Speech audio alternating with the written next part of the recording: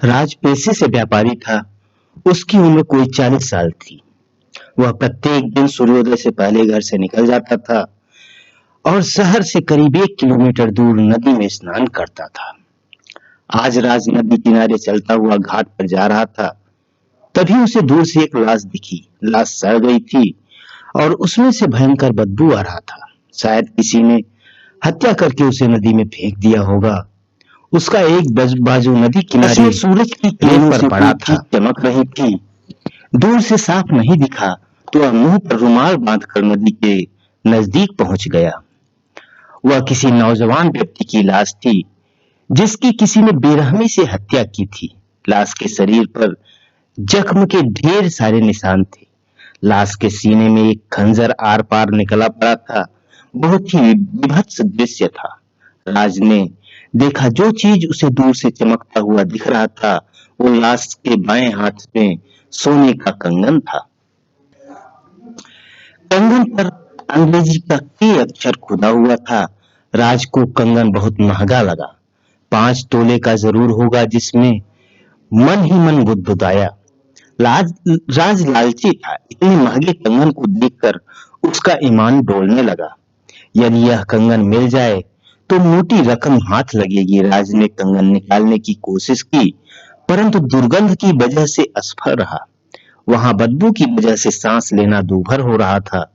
राज पीछे हटकर थोड़ा सांस लिया और पुनः मुंह पर रुमाल बांधकर लाश के हाथ से कंगन निकालने लगा। लेकिन लाश का ज्यादा वक्त पानी में रहने और फूल जाने की वजह से कंगन निकालना मुश्किल था। राज ने हाथ धोए और पीछे हटकर सांस लिया, फिर आगे बढ़कर लाश के सीने से खंजर निकाल लिया। चारों ओर मुड़कर देखा, दूर दूर तक कोई नहीं दिखा। राज खंजर से कंगन वाला बाजू काटने लगा। लाश के सड़ने की वजह से उसे ज्यादा परेशानी नहीं हुई। जल्दी से कंगन निकालकर उसने बाजू को पानी में फेंक दिया और राहत की सांस ली। कंगन निकालते वक्त एक बात उसने नोट किया कि जो हाथ उसने काटा था वह गर्म लग रहा था, जबकि नदी का पानी अपेक्षाकृत ठंडा था। फिर इधर उधर देखा, वहां कोई नहीं था। किसी को शक न हो इसलिए उसने लाश को धक्का मारकर नदी के बीच धारा में बहा दिया। राज के पास ज्यादा वक्त नहीं था। लोग आने वाले थे। कंगन को पानी में खंगाल कर जेब में रख लिया और बिना नहाए घर वापस आ गया। घर आते ही उसने जल्दी से कंगन को गद्दे के नीचे छुपा दिया। पत्नी ने जल्दी आने का कारण पूछा तो उसने कहा कि देर हो रही थी इसलिए आ गया। पत्नी ने भी ज्यादा सवाल जवाब नहीं किया। राज पत्नी को बताना नहीं चाहता था, अन्यथा वह कंगन रखने से मना कर देती। पत्नी टोने टोटके से बहुत डरती थी। राज बहुत खुश था। आज उसने जल्दी ही दुकान बंद किया और घर वापस आ गया। घर आकर उसने पुनः कंगन निकाली और हाथ से ही वजन करके देखा। कंगन की शुद्धता 22 कैरेट से कम का न होना। प्रसन्नता में वह अपने आप से बोला, लेकिन किसी का पश्चात सुनकर उसने कंगन पुनः गद्दे के नीचे छुपा दिया। पत्नी थी नाश्ता लेकर आई थी। राज नाश्ता करने लगा पर ध्यान कंगन पर ही था। पूरे दिन शहर में किसी ने उस लाश का जिक्र नहीं की। इसका मतलब लाश बहुत दूर चली गई होगी। कल जाकर कंगन सुनार को बेच दूंगा। राज भाव विभोर था।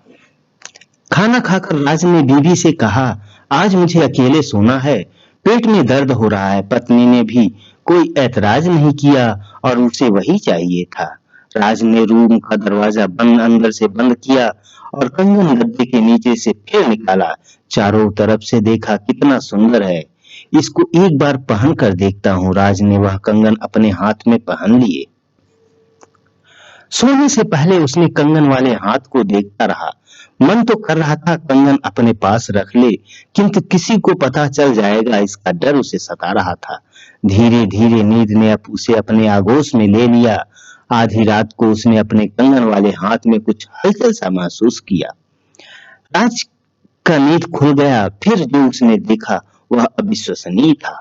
उसने देखा उसका कंगन वाला हाथ उसे के गले की तरफ आ रहा है। वह पूरी ताकत लगाकर हाथ को रोकने लगा, पसीना बह निकला पर कोई फायदा नहीं।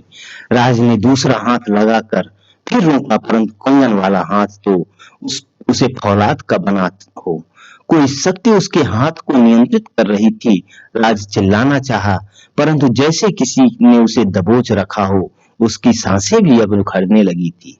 उसने पूरा दम लगा दिया, परंतु सब व्यर्थ। कंगन वाला हाथ किसी रोबोट की तरह गर्दन के समीप पहुंच गया। कंगन वाला हाथ अब राज के गले पर कसने लगा। राज चिल्लाना चाहा, परंतु चिल्ला न सका। सांस रुकने लगी, आंखें उबलने लगी। राज छटपटाने लगा, सीने पर किसी का दबाव बढ़ने लगा। आंखें खोपड़ी के ऊपर आती प्रतीत